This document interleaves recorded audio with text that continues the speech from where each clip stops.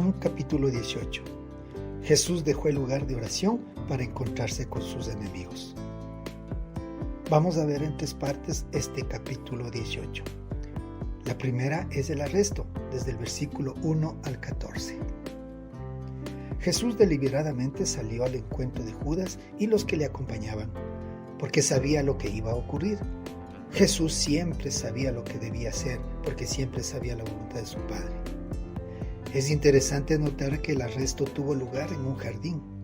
Cristo, el postrer Adán, salió al encuentro del enemigo en un jardín y triunfó, en tanto que el primer Adán se encontró con el enemigo en un jardín y fracasó. Adán se escondió, pero Cristo se reveló abiertamente.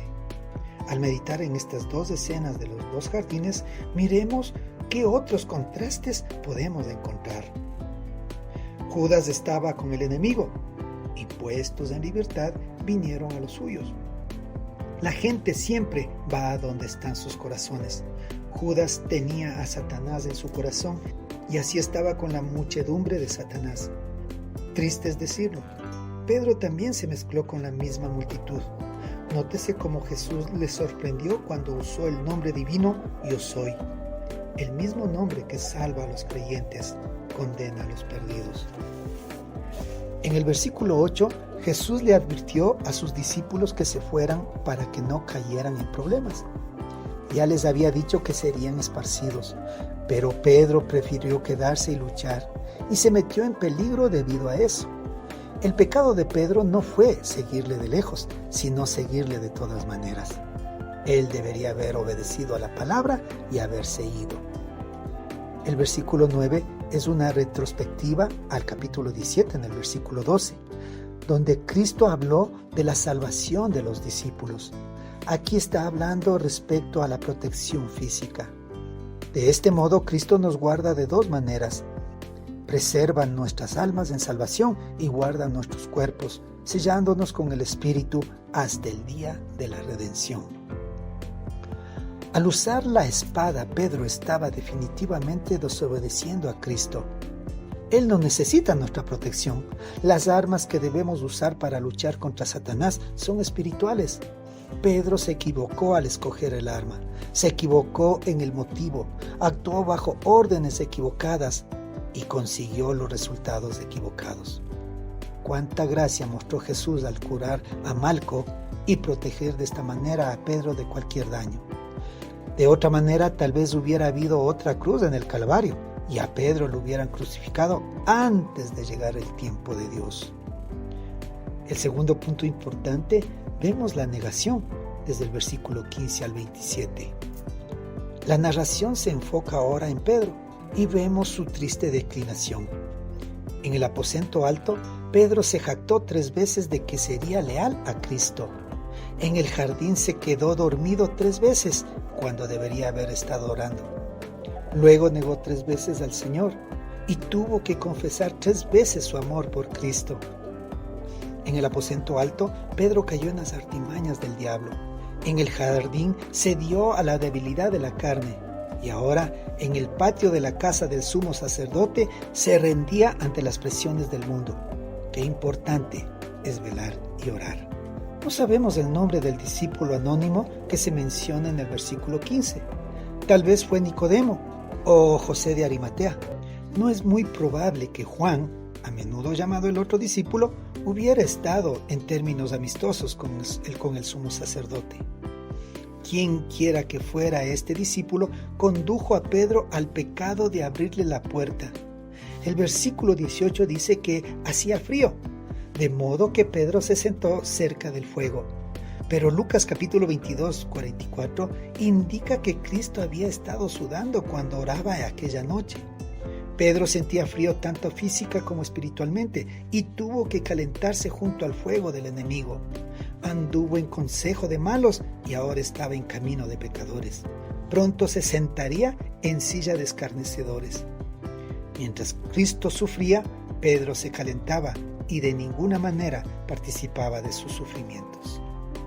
Y el tercer punto importante, vemos el rechazo. Debido a que había dos hombres identificados como sumos sacerdotes, muestra cuán corrupta estaba la nación en ese tiempo. Anás y Caifás eran socios en el comercio del templo y detestaban a Jesús porque había limpiado 2 veces el templo. Mucho se había escrito respecto a los aspectos ilegales del juicio de Cristo. Se realizó de noche. Al prisionero se le consideró culpable y como tal lo trataron.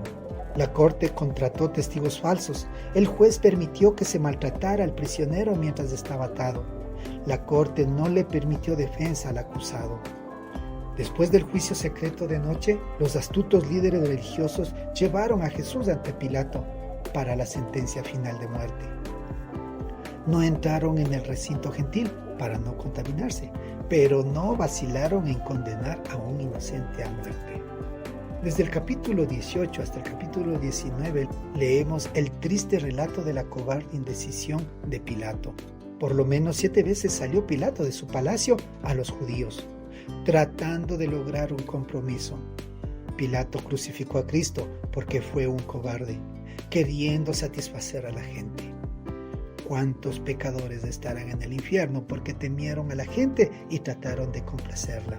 Cristo le explicó a Pilato la naturaleza espiritual de su reino, pero no su declaración: mi reino no es de este mundo. Si los judíos lo hubiesen recibido, él podía haber establecido su reino en la tierra, pero le rechazaron porque su reino es de naturaleza espiritual en los corazones de las personas. Un día, cuando él regrese, establecerá su reino en la tierra. Todos y cada uno de nosotros, sus hijos, debemos anhelar ese bendito día. La pregunta de Pilato, ¿qué es la verdad?, la han formulado por siglos los filósofos. En el capítulo 14, versículo 6, Jesús dice: yo soy la verdad. En Juan 17:17 dice: tu palabra es verdad. En primera de Juan 5:6 afirma que el Espíritu es verdad. El Espíritu y la palabra apuntan a Cristo, la verdad. El mundo toma decisiones erradas cuando se trata de asuntos espirituales. Muchos prefieren a un asesino antes que al príncipe de la vida. Prefieren al que quebranta la ley antes que al dador de la ley. Los judíos rechazaron a su verdadero Mesías, pero un día aceptarán al falso Mesías de Satanás, el anticristo.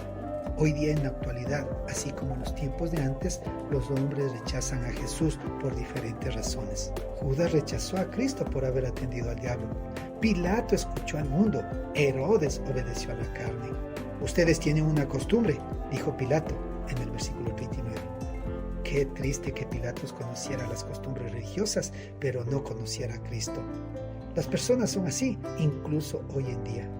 Se cuidan de observar las festividades y costumbres religiosas, pero ignoran al Salvador del mundo. El rechazo significa juicio eterno, pero la fe significa vida eterna. Todo el mundo tiene que tomar una decisión. Y te pregunto, ¿tú ya tomaste tu decisión? Bendiciones.